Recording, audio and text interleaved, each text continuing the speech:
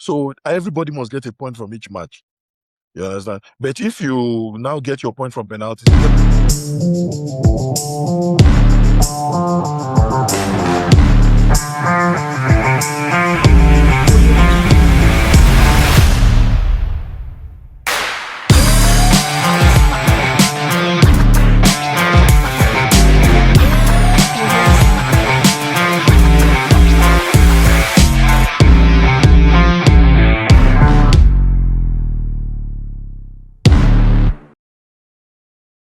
hello, good evening. This is Taiwo Nojobi once again, your host on Lan Onasis Maple Sports. We always drive a lot of unfiltered opinion, sharp analysis, and some big love for Canadian hoops and ice. We get the opportunity to break down the NBA, the Premier League, hockey, and every other thing you can see around the CEBL. Today, I have a couple of good friends with me, Joshua Crespo. Unfortunately, Emmanuel is under the weather, so he won't be able to join us today. We're going to be diving right into the week of football. The good thing is we're going to be having a break from the Premier League in the next couple of days, but there will be some cup matches going on into the 14th of February. So that being said, Crespo, Joshua, give us some 2 cents, and we'll just go right into business as usual. Yeah, so where do we Crespo. start from? Oh, thanks. Yeah, so it's good to be back. Can't wait to jump into a lot of the games over the weekend and the midweek games. Just a spoiler. Can Arsenal still do it? Let's see how this So goes. Yeah. I believe they can still do it. I believe. And just like what Rice was saying earlier, Rice was saying that I don't think this is the time for them to get distracted. They just have to focus. They are not that invincible. They are still all the players on that team are still human beings. They still go to the toilet. They still do everything. So they can make mistakes. Generally, they are not yet invincible. So I think they should just be focused and just keep it going. Get my point? Yeah. Joshua, you want to give us your 2 cents? Then we'll back. just dive right into it. Excited to be back, and really excited to talk about the games that happened this week, where it's made things a lot more interesting. And sad that my friend Emmanuel is not here. I heard he has a headache. I hope he's going to watch this, and of course, I understand why he has a headache. Yeah, I know. Get well soon, brother. No, but truth be told, Brentford is a good team. Don't take that away from them. Very, very good team. They've had a way of punishing big teams. But we'll be starting directly from Chelsea. Wonderful performance, even though they are still going through some good fluidity. The way they are playing with this coach's philosophy, rather, makes a lot of sense. And they are, entering into a four-game winning streak under the new coach. So I like what I saw under them. And for the week under review, their match with Leeds. For me, I don't know how they were able to drop that 2-goal early lead. And, ended up drawing. It wasn't just, I wouldn't say it was sexy, it was just a big mistake from them. But I'll just allow, before Joshua jumps onto it, the second match that was played by Chelsea too was also a bit better. They improved, even though it was a very weak Wolves team who is directly on their way to the ground. So they just caused more misery for them. But I'll just allow Joshua jump on it. Then Crespo, you go after him. Then we'll see how we can dissect this performance so far. Yeah, thank you very much. And like you said, first game against Wolves, which is, everyone should probably beat Wolves right now. They're going to be relegated, or at least, not just confirmed, but they are heading there, and they just need to start preparing for life in Championship. So it was a game we expect Chelsea to win. Easy 3 points. The game was really done in the first half, really, where Kopama had the first half hat trick. And in the second half, I was just only about seeing the game out. You could tell that there was really no urgency again from the Chelsea's play. That being said, Wolves did try to make it a bit interesting, lively. They had this 15-minute spell where they were really good, and they played some real attacking football. They got the goal by Tolu. All right, Aroko Dare, who seems to love scoring against Chelsea. He scored against Chelsea when we met. Is that guy Nigerian? Is he Nigerian? He's Nigerian, yeah, in the Carabao Cup. So, yeah.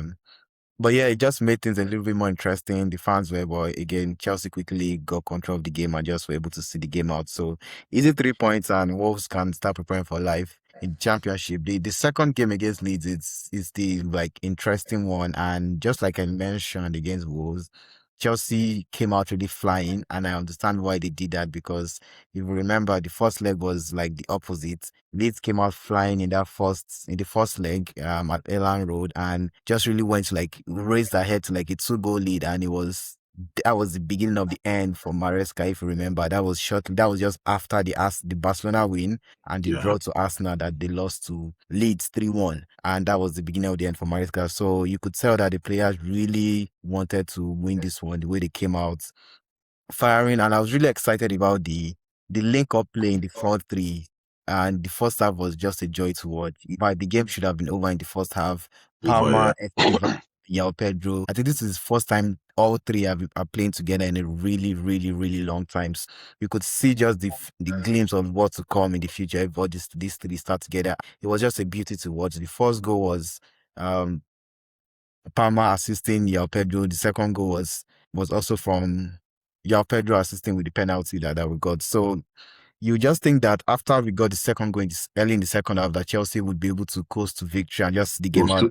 But as we all know, it's always you never know what to expect in Premier League football. So it was you could say a dodgy first goal to concede. And as you know, once you concede the first goal and you just have one goal lead is there for the taking. And that just kind of gave them the belief after they got that first one, and then they were able to get the second goal, which was due to terrible defending. The second goal was terrible defending. I won't be too harsh on Josh, who is a teenager still learning his trade in the Premier League. So a more experienced defender would have cleared his lines as opposed to waiting for the keeper to come collect the ball, because the ball was there for you to clear, right? So, but again, it's cost Chelsea. They dropped points, and it just made the top four race a bit more interesting also. And considering Manchester United drew, this would have been an opportunity to get ahead of them. But instead, I think Liverpool took their chance in winning. So, but all in all, nothing too serious. It's not the end of the world. As we know, Leeds have been a very tough team to play in the recent times, which has gotten them out of relegation zone. And so it's they're not an easy team to play. All in all, being 2 goals ahead, you expect Chelsea to be able to secure the 3 points, but that was not the case. Credit has to be given to Leeds, who were able to fight their way back and just showing strides of showing that they may be able to survive at the end of the day. Yeah, that's good. Crespo, you want to give us some 2 cents in that regard? Yeah, again, like I always said, I think Chelsea is a bright side. It's a team for the future. I don't put too much pressure on myself overanalyzing Chelsea. I think they've got something good going. And like I've always said, they just need to improve the defense part of it, get a solid, experienced defender, and probably, again, get an extra striker. Pedro at some point will not be there, because the way he plays, it gives you 150% each time. So there's a chance that you might not be able to get 10 straight games from somebody like that, the games. Again, like I said, Chelsea, for me, against Wolves, no brainer. I expected them to win. But against Leeds, again, back to what we always discuss since we've been discussing, the Premier League comes with this level of energy that even the smallest team or the weakest team you might think will give you a run for the money. And that's what we saw against Leeds. Who would have thought that after 2 goals down, they would come back? Give it to Leeds. They fought and got something out of that game. Then again, I like to look at it from this angle. Officiating again in the English Premier League becomes a little bit dodgy. We're not seeing consistency across board. You could say the second goal against Chelsea, was questionable. In my opinion, maybe Leeds, but again, like I said, if the rule is working in this game, let it be applied in the next game. Consistent across board. We see all of that inconsistency, and at this level again, those decisions have a way of affecting results. Affecting. For the big teams, it can change your season. So again, kudos to Chelsea. I'm not so bothered about Chelsea as I would say, because I think they're in good direction. They've got a good coach, and like I said, 2-3 years that team will be a tough team to beat, provided they do those things they should do. That's for me. Chelsea, good side, expected wins, and kudos to Leeds for fighting for that point. Yeah. I think it was most likely deserved, if you ask me. Yeah, yeah. And did you remember the Palmer miss at the end? Yeah. So again, you look at all those chances. So Chelsea, again, they give it to them. Like I said, that team is growing, and if they don't sleep on it, they get those right players in the key places early enough by the end of this season to start the next season, I think they will push for the title. Yeah. That's if we have not bought Palmer before that time. Exactly. If they don't sleep, if they sleep on it, we go for Palmer. Because we are trying to buy that guy. We really want that guy. Exactly. We need Palmer. If we get Palmer, we'll just tell Bruno, thank you very much. They will start playing. Exactly. Saudi now. I think it's money that will most likely answer those kind of questions because in England, the loyalty, they want to just stay within. Just like I was catching up with Raheem Sterling, he had the negotiation with Chelsea at his level. But now he has gone to the Dutch league. Yeah. So he has joined Feyenoord now. So, really? I was surprised. I didn't know he was going to be able to leave England. I didn't even because know. at this that point, age, at this point, he's been away from active football. I said he wants to retire. No, I even think he's been from active football for almost a year, and it's not. Almost a year. You hardly make any team in England because you need to run. So it's good, and hopefully he comes back.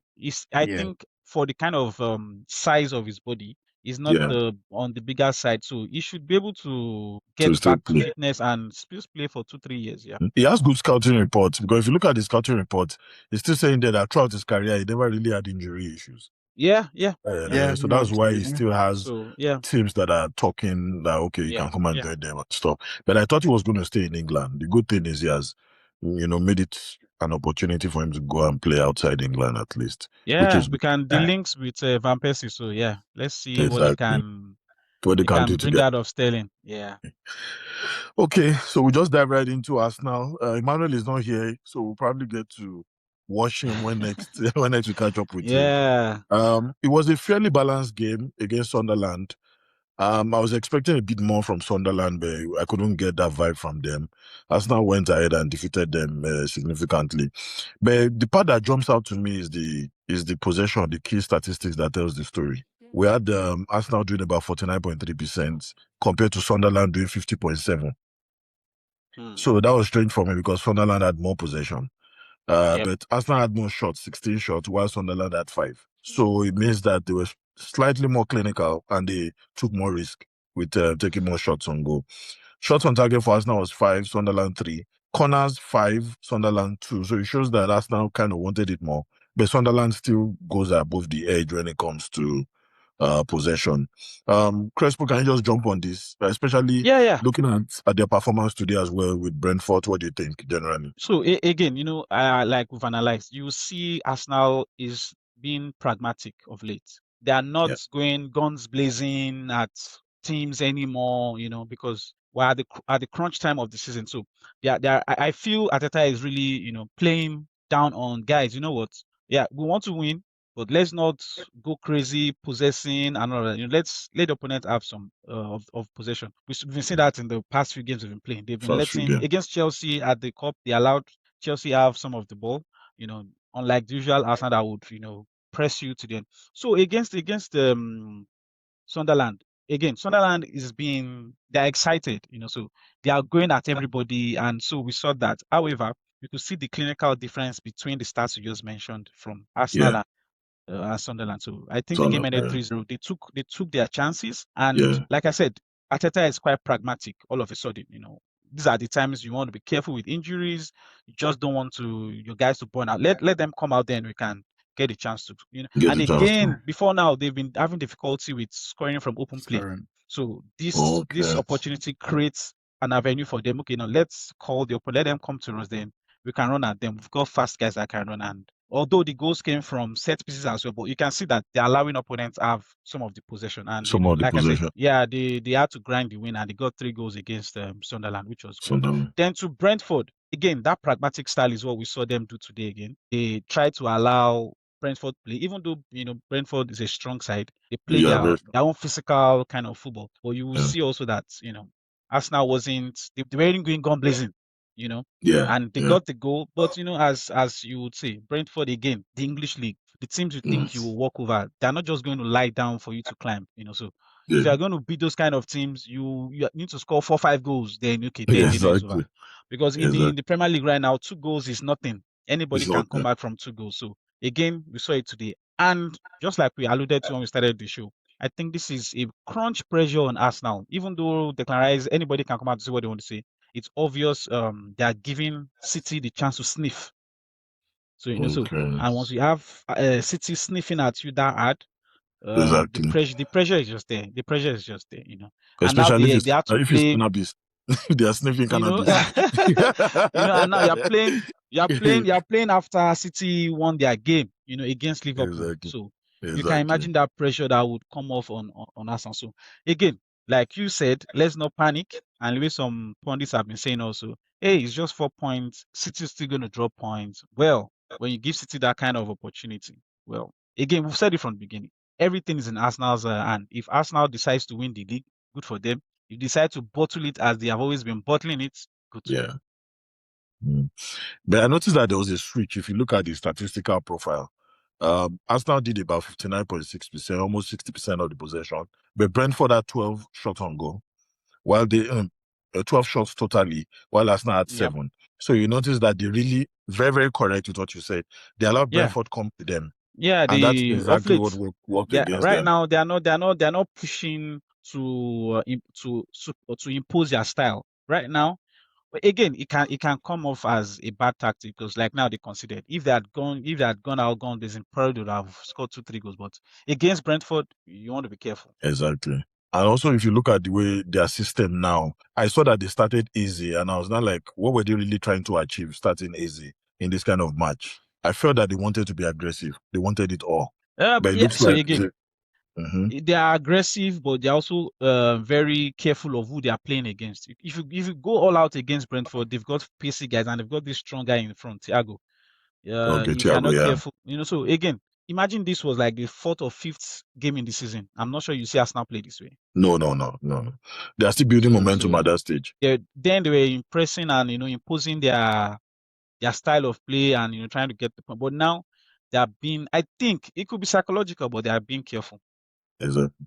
They're being careful. Joshua, you want to give us your also a very this time? A very good game. I mean, the Sunderland one was Arsenal a clinical. They did the business, and Sunderland has just the reality is starting to set for Sunderland. Really, I think they've lost 4 of their last 5 games, and they lost against Liverpool also, which I think they are not lost at home before that loss. So finally lost at home, and I think it's what everybody really expected. That I mean, they what we call initial grab would eventually the bounce. And the boys will be separated from the men eventually. But for Arsenal Brentford, it was a good game. In fact, the last 15 minutes was like a basketball game, really end to end. Both teams with chances to win the game. Thiago had that. Tinelli had that. Had his own. I mean, it was just a very good game to watch. Brentford have really, for me, regardless of maybe where they finish from the season now, hopefully they're able to make Europe, maybe Conference League, because they are pushing for that. I think Keith Andrews would most likely be my manager of the season because the way he has turned that team around against the odds. I mean, bookies had them favored to go down because of they lost 40 goals. Right? Wissa in Buemo, they lost their captain Noga to Arsenal. Then they lost the manager. And then who did they bring in? A set piece coach. He was a set piece coach under Thomas Frank. So I mean, they had the highest odds to go down, and the guy has really turned the club around. In fact, they are even playing more beautiful football than even other Thomas Frank. Right? They are not. They don't. They are not just always sitting back, and hit counter against the top team. Under Thomas Frank, that's what he does against the big teams and then against small. But the way this guy has just employed all the tools in his arsenal to be able to improve the team, and the players have been good. Thiago up front has been a sensation. Michael Kayode, their right back, has also been a sensation. I don't see him staying there for too long. In fact, I know him from playing Football Manager. He's really good. And but it was just a very, very good game, and Arsenal got the goal, thinking okay, from there they will coast to. But what did you know? Arsenal then were giving a taste of their own medicine, right? Yeah, from the set piece. Makekayode that's been their superstar, like get out of jail card. He's very good at the long throw. We are just kind of seeing a Rory Delap, right? Second Rory Delap. The goal came from Michael Coyote's long throw. Got the first flick and got the goal. So it just shows how set piece has become really critical in Premier League these days and rolling back the ODS. But again, I mean, I don't think Arsenal can be too disappointed. Before that, they're really tough not to crack. I mean, you really have to be a game to beat them. They're very good, and I'm so impressed with the manager, Keith Andrews. His first job. But again, like Crespo said, it's still in Arsenal's hands, right? They are still 4 points ahead. Or again, it's very easy to say not panic, but there's no way you will not have it in the back of my mind. Okay, it's about to get real now. Like, and anyone chasing you. It's like it's Pep chasing you, it's Master chasing you, and you know, Yeah. it's just like hound dogs. Once they start to smell like, okay, momentum not can good. start. They beat Yeah, Liverpool, can they build. beat Yeah. Fulham now. It feels like you don't want City to click into gear now when you are not Yeah. in gear. Like Yeah. that would be dangerous. So you just want to make sure you stay further ahead. But again, it's still in Aston's hands. But they then need to go collect it. No one's gonna get it. They need to go win these games to win it. Yeah. And if it can remain 4 points or less till they play Manchester City at the Etihad, then you know that's going to be a very interesting game. Yeah. If City then needs to go and take it, it remains 1 point Yeah. and it can happen. But it's fascinating for me. I think for neutrals, it's interesting because we want to see a tight race. We want to see it go Yeah. head to head. Right? Yeah. But for Arsenal fans, they don't want it. They want they rather the lead is 9 points so they can run away with it. But I think it's a good viewing for the league and for us neutrals to see how this plays out. Like, I do think Arsenal would win it, right? I still think Arsenal will win it, but again, you don't want Pep to be chasing you, man. 4 points. Yeah. It's not too much. Yeah, Just it's in their hands, you know. Whatever they Instead do. of Pep should give his friend, let his friend have one now. At least, but Pep will not allow. Yeah, it doesn't. It's not too much Doesn't work because that way. You've got to earn it. and these You have guys to have earn not it. won Yeah. before. At least you have people in City squad who have won before, so they at least they have the experience of winning the league. Like so, Yeah, but I City don't want has to brought in believe. new I don't want guys. to imagine the unthinkable. Arsenal bought in City it has again. brought in new guys that would love to win it, and that's why Yeah. they've joined City. Semenyo would Maguire love is to win back. it He's just helping after how defense. many Yeah. months? Yeah, You know, Diaz. so I like the way Semenyo is also playing. He's playing very well. When you have scored in the Yeah. Premier League, I don't know who is to play on the right again. Foden, Tavinho, Even just Foden is now Šeško. playing. Foden is now playing a little bit at the back now. Czech used to be on the right. Silva used to play, but now you know, even this guy doesn't have a regular schedule. You know, it's that fluidity game. Even Foden doesn't have. Foden did not play against Liverpool. I don't know if he played against Fulham. He didn't play at all against Liverpool. He didn't come on the bench. He played against Fulham. He played against Fulham. Foden played against Fulham. Well, I mean, I'm interested. It's interesting to see how it plays out. I know both of them still have big games to play. I think both of them still play. They still play each other. I think Chelsea must see. I don't know. They still have big games, but it makes for. Yeah, it makes the EPL the best league. You know, that's everybody wants to see what's going on in the EPL. So okay, so I think they practically have 12 games left. About 12 games left, so they have to be a lot of points. Yeah. 12 games. They have to be very clinical. We just played game but the good thing for Sunderland, they are still 11th with 36 points. And if you go with that, the number of points that you need to survive in Premier League 40 is 40 points. And they can get that. They just need to win one and draw one to get that 40 points. Yeah, no, they will survive. They will survive. They will survive, definitely. There's still a lot of room. Even Fulham will survive on 34 points as well. They will get it done. They will get it done. So the next team is filled with a lot of drama. Manchester United during the week under review was able to defeat Tottenham 2-0. And I know how much we started really talking about Thomas Frank, how he was beginning to gel with the team earlier in the season and how everything just went so sour. They are just how many points? So presently now they are 16th, just on top of Nottingham Forest with 29 points. And it means that if they lose their next 3 matches, they fall into the relegation zone. It is so bad. I think they are just 5 points above relegation zone, right? Yeah, they're 29. Nottingham is 27. West Ham is 24. And Burnley is 18. And Wolves that is sitting on the bottom of the table is 9 points. Just 5 points, yeah.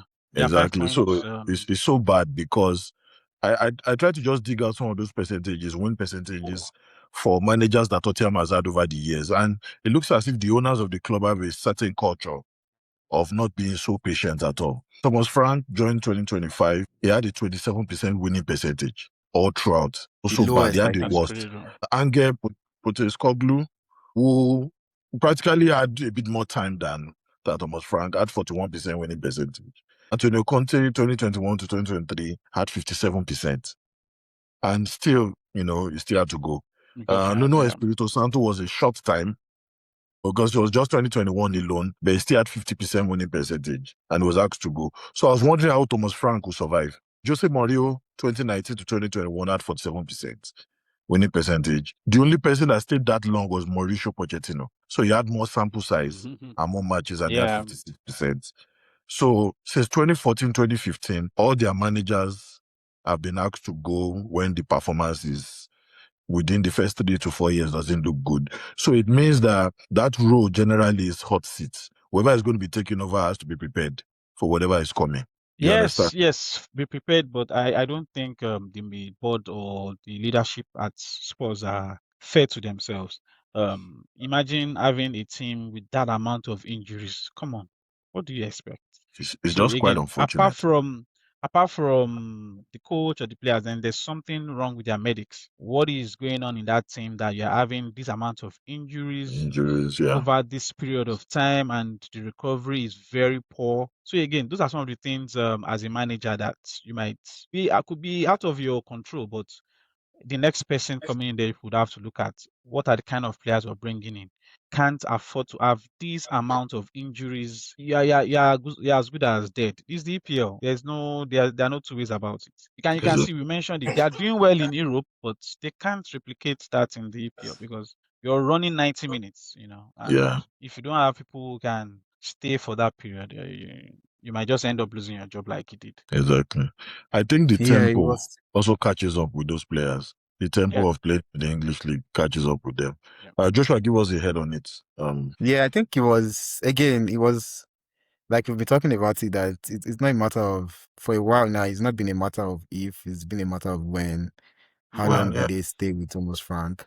And it's been a poor run, really. They've not won a Premier League game this year. They Wow. have, yeah, I think they're very poor. they've not won in the last 7. They've not won in the last 7 matches. Yeah, Premier. They've not won a Premier League game this They've year. not won the They last have 7. the worst home record, right? That's even dating back from Angie's time. So it's a thought. Like Crespo said, it's there's something wrong with the club, and it's even more, especially when they've done some restructuring in the club, and the people who hired Thomas Frank has gone. Daniel Levy has gone, the chairman, and the sporting director, Patrici, the Italian guy, has gone back to Italy. So he felt like he was helpless in terms of nobody to protect him, especially when they're on a bad run. If they're on a good run, then there was no decision to make. But when you're on a bad run, the people who hired you have left, so there's no real reason for these guys and the owners now to keep you. So you knew that you were always on borrowed time until,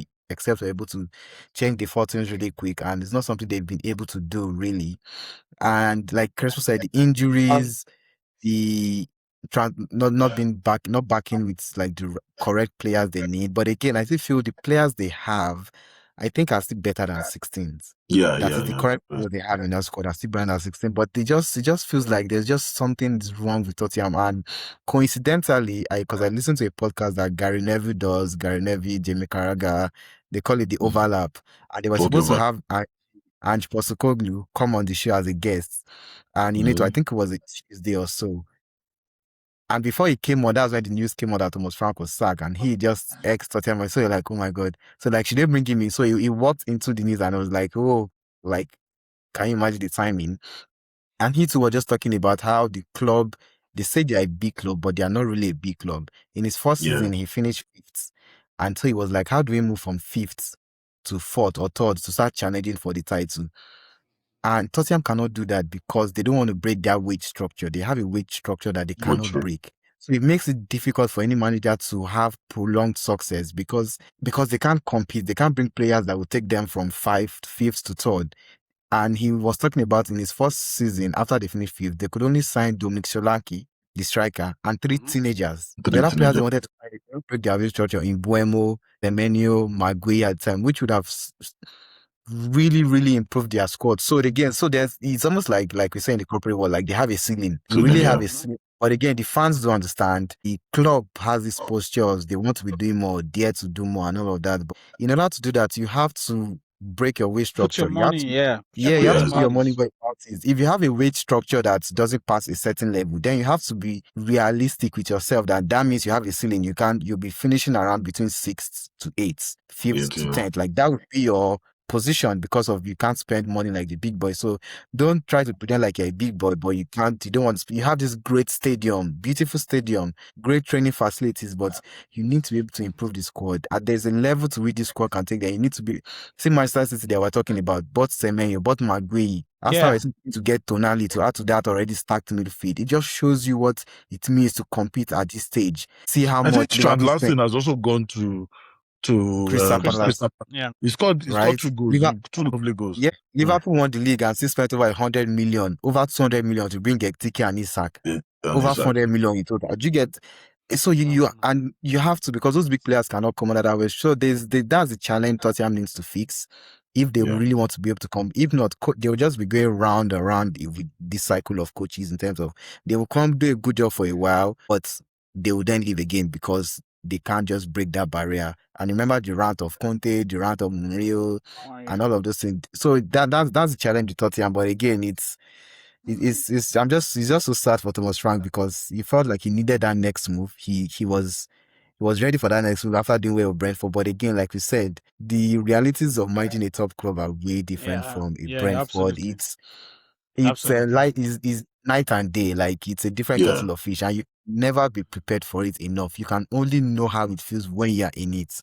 Right? You're in it before you know, like, oh my God, this is way serious than I thought, right? Because you have to deal with the media, the players, the club, and the pressure. He faced pressure that he never believed. He never faced in Brentford. So you can't prepare for that kind of thing. You just have to run with it when you're in it. So I'm sure he will learn from this. It's always good to have that big job, just like Amorim too. Manchester United from Sporting, like it's a different. The media, the scrutiny, everything is you can't prepare for it. You can't train for it, but it will help you. I think there's only few coaches that have survived that kind of media hype. Where look at Zidane's first spell in Madrid. He had not really coached any big team ever. He was assistant under Ancelotti. You know, that was the only biggest thing he has done. So I think it also, and you have to win. Also, you have to win. You have to win. Winning helps you. Like if you come now, you start winning. Like you see Michael Carrick. He's not under the same thing as Amorim was. And the same job, but because he's winning again, once you come now, it just relieves you, it gives you that cushion, that buffer for a bit. But if you come now, you're not winning, that's when there's problem, like with Thomas Frank and Amorim. So it is what it is. Tottenham would look for a new manager, and but until they address the elephant in the room, the weight of the elephant we keep killing all the managers we get. Exactly. Absolutely. And for me, I was kind of looking for an excuse for them because the red card against Romero came quite early, destabilized them, and they lost against Man United. But against Newcastle, it kind of gave them another opportunity to show that, okay, they can fight a bit. And unfortunately, Newcastle too has been looking for a win for a while too. So it was just an opportunity for them, and that was how they kicked out the coach, and the coach doesn't have a job today. But before I allow Crespo go into West Ham, Manchester United, Joshua, what do you think about the way Manchester almost lost that match against West Ham? Do you think that West Ham is a bit more resilient, trying to see if they can survive under the Nuno Espirito Santo ginger, or you feel that Man U is losing it gradually? No. I think it's more about West Ham, and Manchester United didn't win that game. Is like we said, it's all of our head that caught them because was looking too good. They wanted to stop our winning run. For you, like why? They had to remove Kuna, bring in Šeško before that. It's all our head came out. Let him know say no be. But it was really adding to a show where the guy was talking about, Tottenham are now in a relegation battle too. Like they can be drawn into it at any point in time. But like the difference between them and West Ham is see the fight West Ham put up. Although they are still in relegation zone, but look at them against Chelsea. They were so unlucky to lose that game. Look at them against this one. Everybody thought they had won this one. Defending for their lives. But compared to Tottenham, see how they played against Manchester United, see how they played against Newcastle. Like almost as though they don't know what is at stake. They're not ready to fight for that badge. But unlike West Ham, like even when they don't win, even when they draw, like look at the game against Manchester United was just doggedness. Like see Aaron Wan-Bissaka carrying the ball off the line, running, Jarrod Bowen running. This is their striker that missed a lot of chances too. Callum Wilson at his age. I didn't know he still had pace like that. And then the Euro had to make a lot of blocks, like 2 blocks after he came on. I think that were very critical. So you could just see the fight in West Ham, and that's what the fans want to appreciate. And you can see after a draw like that or a loss to Chelsea, they were not booed by the West Ham fans, but the Tottenham fans are booing Tottenham every time because the players know when you are even though you don't win, they will see the energy. I mean, we all play football, you will know so they can see that with West Ham, and they are fighting for the shirts to stay alive, and that's why I think they would stay alive. And it might be Nottingham Forest who will be dragged into it. They lost also, and the manager has been sacked. This will be their another shocking sack. They will get a 4th manager in this same. I think they're bringing in the former Wolves and Pereira, the former Wolves coach to come and take over. So I mean, it was it was just a good game, and West Ham really did really well. They got the goal and they defended really well. And I like the fact that even the defender they got, Alex Disasi, who was cut out from Chelsea, and he's not played for like a year too. Same with Sterling, and he's coming to West Ham defense line and just almost like he's not been out at all. He is someone that has not played first team football in a long time, almost a year, but he solidified the defense with Wan-Bissaka and the keeper, and they were really good. And they just few minutes just to hold on for the 3 points, which would have done them really good. But again, credit to Manchester United. They really went for it. They got the goal, and Šeško's finish was. I mean, that's something he knows for. They He call it scores well. sexy finish. He can miss the glancing header in the last game, like to finish the game, but like he can score those difficult finish. You wonder like how did he flick how did you to the top corner? Like how did he flick the ball to the top the corner? way he touched the ball, I didn't even know he would touch it that way. Because there was a defender already Exactly. covering it. A defender was already For it coming to go to to the cover top him. corner like that. No. Was, I think he slammed it well. In basketball, we call it slashing. He slashed it well. But it was a good game. It was a good game. I think West Ham are also difficult. You can see the energy. And this West Ham that was 18th. So it shows you of how every game is difficult in the Premier League. You just have to take it game by game. But Manchester United are still on the right track. They've been good so far. And this is just a bump in the road, not really anything serious. They should get back to winning ways. So, but again, unfortunately, the guy who wants to cut his hair after five wins. Another round Man fans are abusing him. That you have to wait again. So, unfortunately, it's what it is. But he has to go and cut it no matter what. At least just go and cut it. Nobody sends him again. Their next game will most likely show and see whether they are able to continue this momentum with the way Man U is going. Crespo, can you just give us a hint on? I know we talked a little bit about Manchester City and Liverpool. Looking at their performance analysis generally, it was a close one. Especially, I like matches when Szoboszlai is scoring because to me, he has been the best player for Liverpool this season. But unfortunately, Man City now had a late penalty that just took it away from them. So, give us your 2 cents. Their performance against Fulham too was also overwhelming because they made Fulham look ordinary with 3 goals. Coming from their usual guys as well. Semenyo is just having a party. He's just enjoying himself. So, Crespo, just give us some 2 cents, or what do you think? Yeah. So, that's what you get after playing a tough side like Liverpool. You meet the next person and you smash them. So the game with Liverpool, it's a game of 2 halves. Very interesting to look at it from the tactical point of view. The first half was very tactical. In that game, the first half, City for some reasons had too much of the ball. Liverpool allowed them to come at them. City didn't use the wings as they would use. They were trying to go through the middle. You saw Liverpool block the middle. So it was a very tactical game. Just for the second half, and L was let loose. Both sides trying at every opportunity to score one another. But again, I don't know what happens to some teams when they want to defend set pieces like that. How dare you play 2-man wall against a Szoboszlai?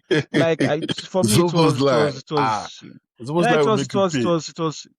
You saw him beat against Arsenal. You saw again, I was like, guys, well, you know what?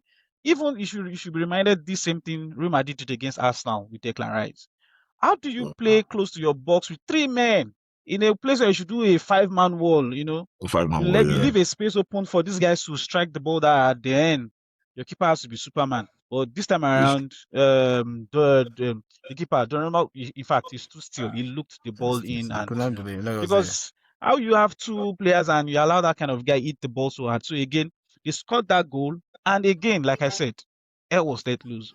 After doing everything right all the second half, they went to sleep. Again, I said it. Those silly defensive errors, if you make them at this level, and we see Liverpool making them over, they seem to get over it in the next game. But you see them do those mistakes here and there, and that cost them. A simple pass from Haaland, defender, it's almost like again caught sleeping. He left every other person onside, and he got the goal. Then again, you see what happens at that level of football. Carelessness again. Why bump into a guy into your box at that time? Like again, I always say possibly the referee could give a 50-50, but don't put yourself in that situation. So you see Liverpool putting themselves in an awkward situation and they consider the second goal. And again, the madness continues. Szoboszlai, you pull somebody, you fake you're not pulled, then you allow them pull you, and You are fighting for a goal, a game that you've actually lost. Lost Concede the already, third yeah. goal and Yeah. be in the Szoboszlai game for was now. protagonist. He You know, was and everything now that you. and now you get a red card. You're missing 3 games. Missing 3 games You know, so automatically. again, And they need that guy. it was just, yeah, like I said, it was just an interesting game. First half, a different shade of football. Second half, totally different package. Lovely to watch, lovely to see. And again, that's why we like the EPL. It's always fun, you know. Always Then fun, yeah. coming to the midweek, what else? City, and that's what we're saying. So City goes a game ahead of Arsenal, and they do what they had to do. Yeah, Fulham, yeah. That's true. They made a statement win. I've not seen City that strong in 90 minutes in a long time. Even against Liverpool, they were not. They came to tell Fulham, "You are coming here. We're going to end it." And in the first half, 3 goals were in, and after then, we know Fulham always try when the opponent is tired. But this one, they didn't give them that chance. You know, so you can see that City, like I said, if you allow them sniff that, hey, I can get close. Get close. You might have to deal with a tough City team. So again, kudos to them. Arsenal has given them opportunity to get back every time they fail. So let's see how it pans out. Yeah. So Joshua, looking at Liverpool's performance against Sunderland, very quiet win for them. It was just a 1-0. 1-0 lead. If you look at the first half, how dominant they were. What do you think, really helped them to get this? Because they did about 56.9% with about 23 shots, good attempts from them. What do you think kind of fueled this win for them? I think what fueled the win for them was their defensive structure. I thought they were very solid defensively. Dyke really handled Broby very well. Can be a very strong, dangerous striker. And they didn't concede too many big chances against them. Yeah. In as much Those as little errors, yeah. Yeah, in as much as they got the goal through an own goal, but it was set piece which was going in. So it was Van Dijk's goal. Van Dijk, the ball went in. And then from there, they just kind of like managed the game really well. And it was not a very easy game. I mean, people had to work for that win. As we know, playing against Sunderland at home, they had not lost at home before that loss. So they had something to protect. So it was a very difficult game. But again, Liverpool knew they just needed the 3 points. And after going a go ahead, they were able to just maintain it. And for some reason, again, they keep having injuries at the right back. It's almost as though that right back position, something is wrong with it this year. Frimpong is out, Conor Bradley is out. Szoboszlai, who played there, got a red card against City. Endo, who played there, also was injured. He had to be stretched out against Sunderland. But Gomez is back, so Gomez came back for him. So, but again, it was a good win. And again, just upward and onward for Liverpool, just about getting as much 3 points as they can get, winning as many games as they can, secure Champions League position, and see how far they go in the Champions League. So after the loss to City, it was good that they go back on winning ways, especially seeing Chelsea. They were playing at the same time, so Chelsea dropped points, Manchester United dropped points, so gives the team and you can see he's come to see. We're not trying to see the flying words of Bayer Leverkusen, the touches, the nice touches, and he also had another beautiful game against Sunderland and could have gotten a goal, but for the clearance, as Sunderland defense made. So no noise about him right now, and he's settling in really nicely as we thought he would, because he's too good of a player not to perform in the end. So it just took him a while, like it's normal. Like players, it's okay for players to take a while to settle in. So, but yeah, all in all, good one for Liverpool, and then we'll see how the next games go. Yeah, that's a good one. Thank you. Just a little bit of the battle that is happening at the top 4. We have Aston Villa, who was able to get back to winning ways as well against Brighton.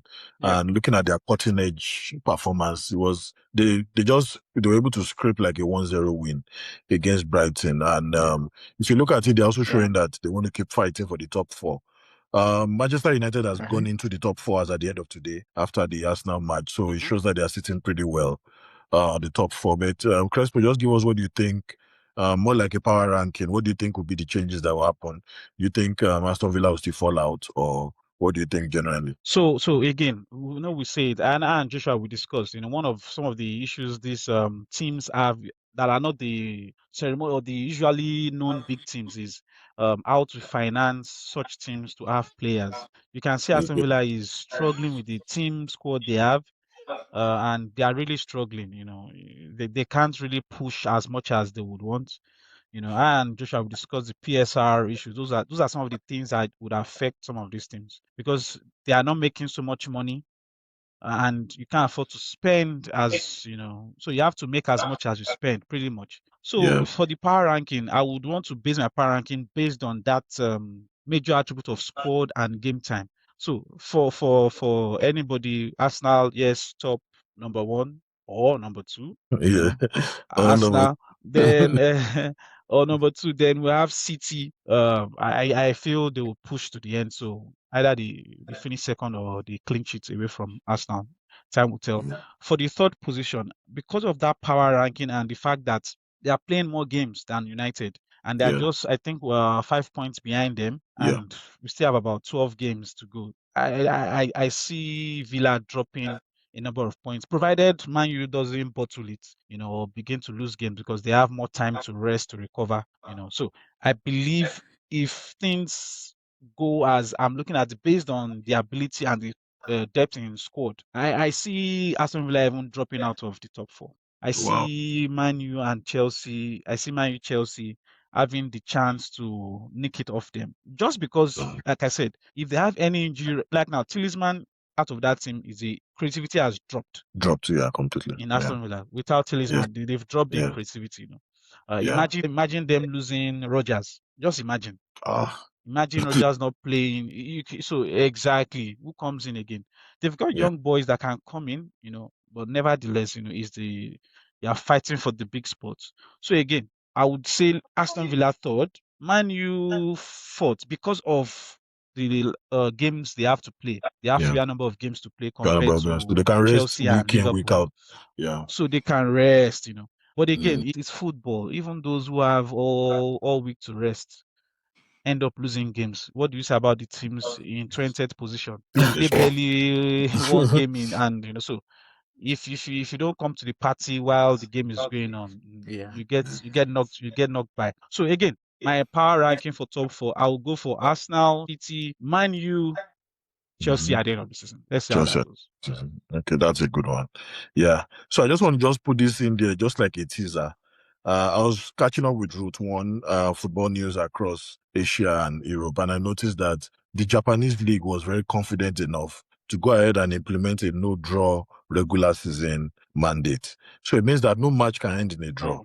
There must be a winner. And what now happens is, if you now finish playing and there's no winner after extra time, you now go into penalties. Now, if you go into penalties, what now happens is you only get 2 points instead of 3 if you win. While the team that has makes sense. penalties will now get 1 point. So that's how it works in hockey.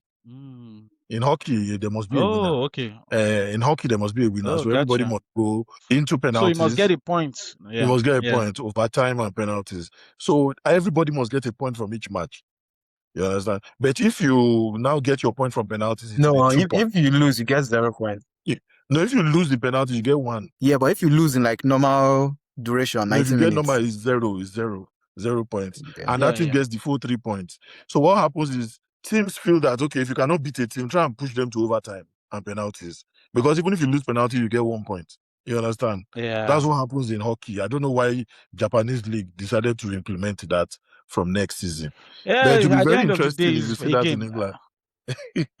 At the end of the day, still somebody will still get more points than the other.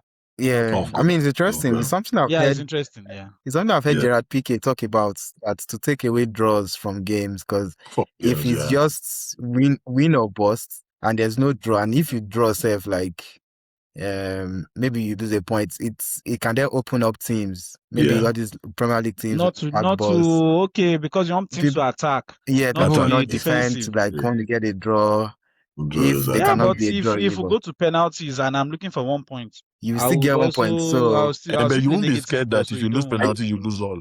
You are sure that once you get to penalties, you get 1. But it's still but it's the same thing as if we draw in 90 minutes, we get 1 point too.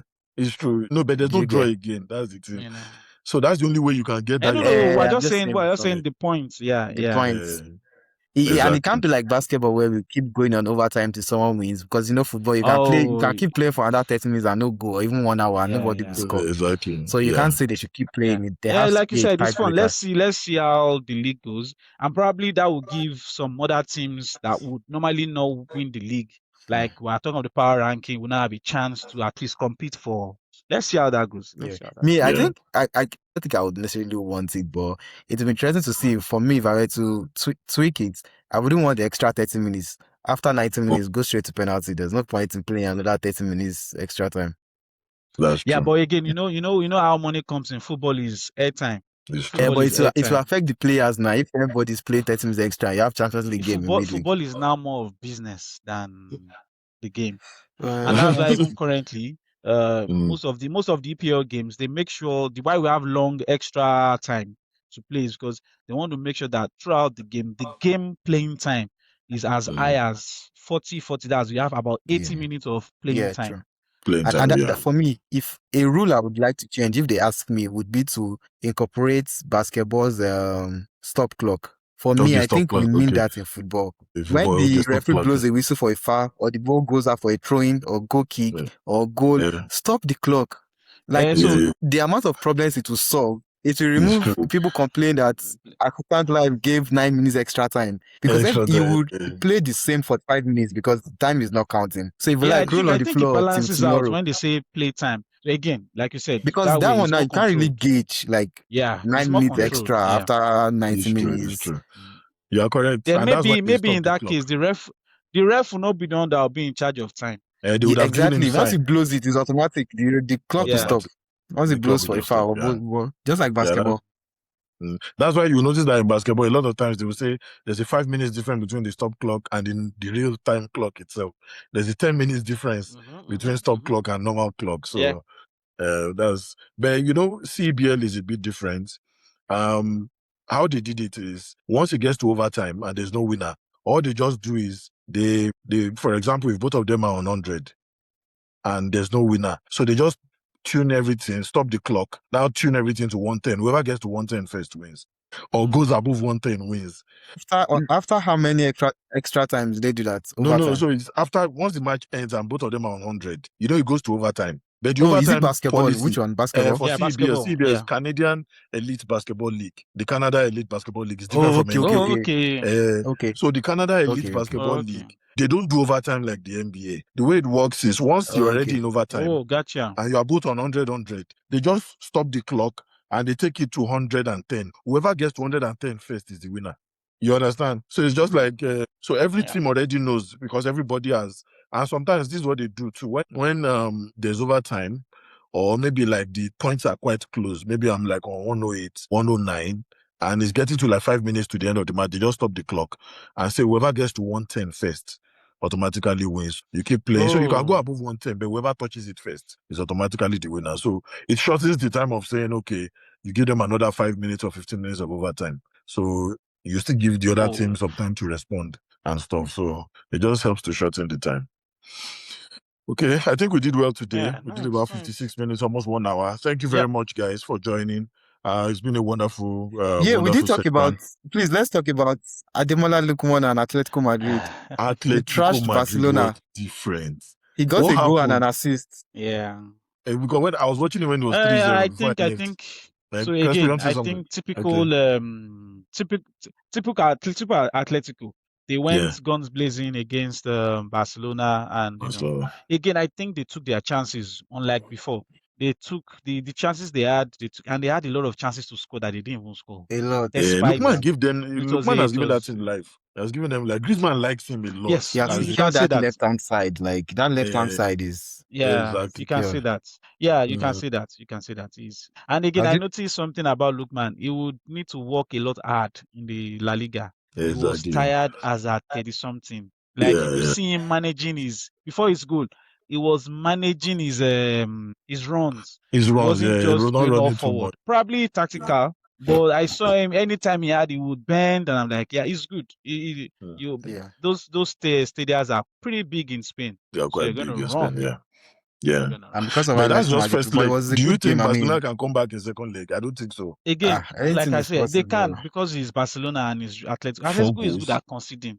They can Anything is possible. They they just need can to start go the 2 goals next up. second leg and in the And first 10 problem, minutes it's 2-0. Then they start panicking, they start then you start defending before you know panicking. it.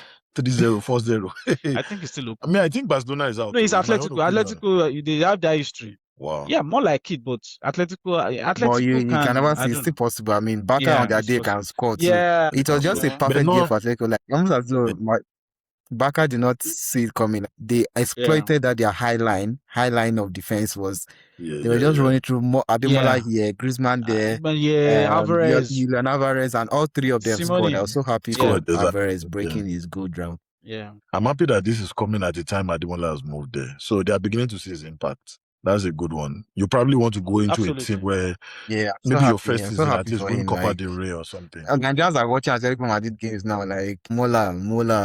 Exactly. I have to watch it. I watched the game. Too. I watched the game.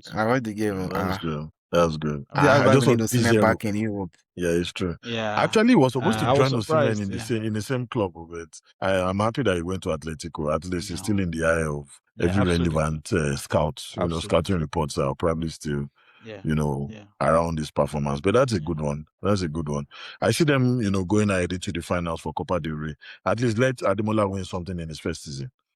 With them. I know that La Liga is gone. La Liga is completely gone. I'm hearing a lot of rumors that Real Madrid is going through some mini crisis. I don't know whether it's a rumor. About they said, exactly? Who cares? I don't know. Mbappe is threatening that he won't play some games. They are saying that they are threatening Adagula in the dressing room. A lot of things are going on the Madrid team. It's like I heard that Vinicius took them for dinner and he was, asking them to air out their complaints in the dinner. So a lot of things. I'm not sure what's really happening in the Madrid team. I think it's just power play. Everybody's trying to, and it's good. It's Real Madrid. They will be fine. They will settle. When you give a lot of players power to run the team, that's what happens. Because even the coach, they practically control the coach. The coach is like is like the 12th player as far as I'm concerned. Because Abelua, right? Yeah, Abelua and all those other guys. But let's see how it goes, Sha. Hopefully they're able to get it together and still give us a bit of a run. They did well this weekend I just passed and they were able to take care of business. Okay, thank you very much for joining me, guys. These are opportunities I don't take for granted. Thank you very much for making it count. Just like, we've been able to, fish out and make sure it's unfiltered in our opinion, sharp analysis and big love for the Premier League. Thank you very much for joining us. Hopefully, we're able to enjoy the weekend and, talk about the cup performance over the weekend. Thank you very much, guys, and enjoy the rest of the day. God bless. All right, you too. Bye. Thank you.